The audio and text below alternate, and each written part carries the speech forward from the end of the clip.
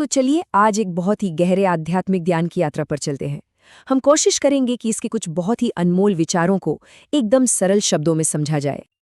ओम शांति। अच्छा, तो आज हम जिस ज्ञान पर बात कर रहे हैं वो 20 अक्टूबर 2025 की मुरली पर आधारित है। तो चलिए देखते हैं कि इसमें क्या खास बातें बताई गई हैं।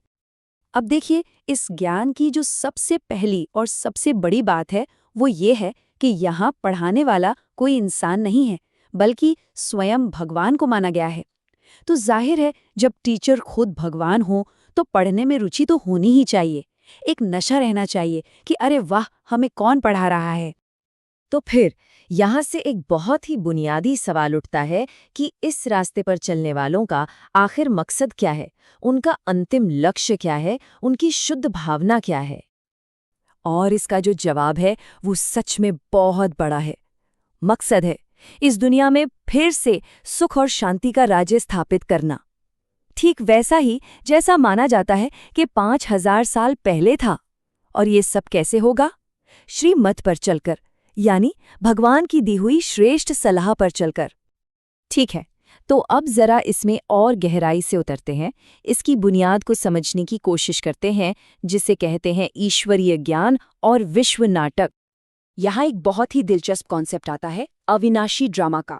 इसके हिसाब से ये पूरी दुनिया एक पहले से तय, एक शाश्वत नाटक की तरह है, जिसमें हर आत्मा का अपना एक पक्का, कभी ना मिटने वाला पार्ट है।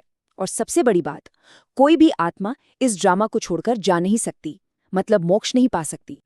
तो ये जो पूरा विश्व नाटक है, ये जो पूरा एक साइकिल है, इसकी लंबाई है 5000 साल। और कमाल की बात यह है कि ये हर 5000 साल में बिल्कुल हूबहू रिपीट होता है। और इसी 5000 साल के एक चक्र के अंदर एक आत्मा ज्यादा से ज्यादा 84 जन्म ले सकती है। ये मैक्सिमम लिमिट है। अच्छा, तो इस 5000 साल के नाटक में अभी हम कहाँ हैं? ये जानना बहुत दिलचस्प है कि ये ज्ञान आज की दुनिया को किस नज़र से देखता है। यहाँ पर देखिए, सतयुग और कलयुग में जमीन आसमान का फर्क दिखाया गया है। एक तरफ है सतयुग, जहाँ 100% सुख शांति है, जहाँ आत्माएं पूज्य हैं, ज्ञान है, जिसे स्वर्ग कहा गया है। और दूसरी तरफ है आज का कलयुग, जिसे 100% दुख वाला रौरव नर्क बताया गया है, जहाँ लोग पूज्य नहीं, पुजारी हैं, और ज्ञान की जगह भक्ति और अंधश्रद्धा ने ले ली है। और इसी कलयुग के बारे में कहा गया है कि भक्ति मार्ग में इंसान मानो फंस सा गया है। और ये जो भक्ति के अलग अलग रास्ते हैं, जिन्हें यहाँ दुकान कहा गया है, ये सब एक दिन खत्म हो जाएंगे। तो सवाल ये है कि अगर ये सब समस्या है, तो इसका समाधान क्या है? इससे निकलने का रास्ता क्या है? चलिए अब सद्गति के मार्ग को समझते हैं। तो देखिए, यहाँ 4 बहुत ही साफ कदम बताए गए हैं। पहला कदम है बाप को याद करना, यानी उस एक परम पिता को याद करना। दूसरा, श्रीमत पर चलना, मतलब उनकी सलाह मानना। तीसरा, दैवी गुण धारण करना, अपने अंदर अच्छी आदतें लाना। और चौथा, विश्व की सेवा करना। और इसमें एक बात बिल्कुल साफ साफ कही गई है जो बहुत जरूरी है, याद सिर्फ एक को करना है। मामे कम याद करो, किसी दूसरे देहधारी को यानी शरीर वाले इंसान को याद नहीं करना है। अच्छा, अब अगर इस रास्ते पर चलें तो आखिर मिलेगा क्या? इसकी सबसे बड़ी प्राप्ति क्या है? तो देखिए, जो सबसे बड़ा इनाम है वो सिर्फ कोई मन की शांति नहीं है, ये है एक पूरा ट्रांसफॉर्मेशन, एक नर्कवासी से स्वर्गवासी बनने का सफर।